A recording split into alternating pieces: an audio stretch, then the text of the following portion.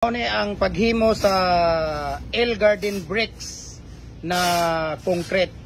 L Garden bricks nga concrete, 5 ka karatilya, 3 ka sako nga simento, dayon o 2 ka balde nga tubig o 1/4 liter nga molasses ang imuhang ibutangan niya. Imo din ning i-mix din siya sa 5 ka bali-bali nga mix. Muna ang iyahang frame, muna na ang iyahang labas nga kuan. Pila ka buok ang mulusot ani kuya? Sa 5 ka karatilya o 3 ka sako nga simento. 400 ka buok. 400 ka buok ang L Garden bricks na mahimo anaw.